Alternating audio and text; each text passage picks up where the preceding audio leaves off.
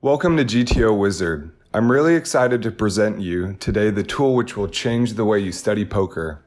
We created this tool with ease of study in mind, and you will be able to browse solutions, practice real spots, and analyze your hand histories.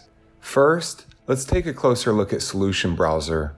Solution Browser is split into the four parts. Selector of actions. Here you can select which spot you want to study. Range table, which will be also the main area of your focus. Table and graph. Here you can see the visualization of selected spot and overall strategy graph. Hand matrix. Here you will find details about each hand and filter range you want to study. Let's start with selector. Right now the action is on the UTG, so the range we see down here is a range for UTG. We can clearly tell which hands are raise and which hands are fold. If we change action of UTG to raise 2.5, hijack range automatically changes. So this range you see here is hijack's response to UTG open. You can either manually click through all pre-flop actions to get the flop, or you can click on this handy shortcut icon and select, for example, if you want to study button open versus big blind. Then, just put in the flop you want to study, so let's say Queen 10 and 7, and press confirm. We can already tell that big blind almost never bets here.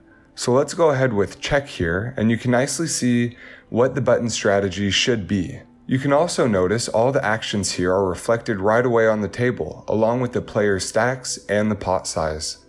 Let's select a check, and you can now pick any turn you want and see all the turn strategies for both players. If you want to check strategies for previous actions, you can do so by clicking onto them in the selector. So now we can see again what was the original strategy for button pre-flop.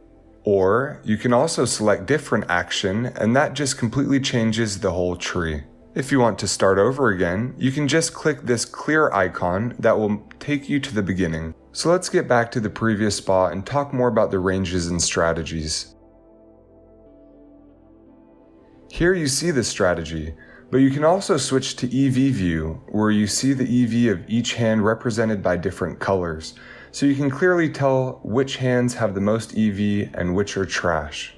In the Ranges tab, you can see the ranges of both players and total EV of each range, so you can compare the strength of each range. If you want, you can copy this range in PIO format for further use. We can change the way these ranges are displayed with this switch function. You can use this switch to see how often each hand got to this spot. So for example, here we can tell 8-5 suited got here about 50% of the time. Let's take a closer look at King 7 suited now.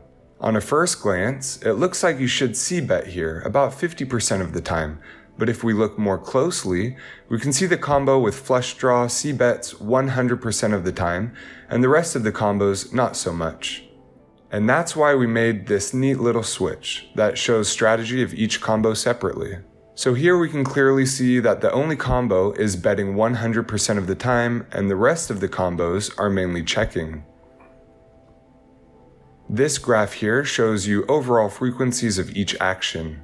In this hand matrix, you can see strategy for each combo displayed the same way you might be familiar with from PIO. If you want to go more in depth with your studying, you can also filter hands by their strength. You can either filter them all joined together, so let's go with the set, 2 pair and overpair together. Or you can use this switch to make the selection exclusive, only hands in all check selections are counted. Let's only filter low pairs with flush draw. You can see this also being reflected in the graph instantly. If you prefer to study not in big blinds but would rather see your bets as a percentage of the pot, you can change it in the settings pop-up, where you can also customize all styles and colors. If you have more questions regarding how to navigate in Solution Browser, reach us on Discord. Let's take a closer look at practice mode now. So again, for the start, we need to select a spot we want to practice. And as we mentioned before, you can study any spot you want. You are not limited by anything. So for example, right now we are practicing small blind response to cut off 3-betting hijack. So let's call here, and we can already tell that was a big blunder. We would lose a lot of EV by playing like that. At this result screen, we can also see frequencies and EVs for every action. So let's practice some post-flop play. Button versus big blind seems to be okay. Click confirm, and now we have to select the flop we want to practice on. We can either select specific flop or we can select random flop. That will be chosen based off various filters.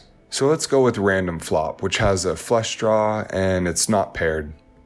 After flop filter, we can continue selecting our spot and go further into the hand. Since we already know from studying this spot that big blind should mostly check here, let's check and study button play. We can see that our flop is not paired and has a flush draw, exactly as we selected, and now we can start practicing.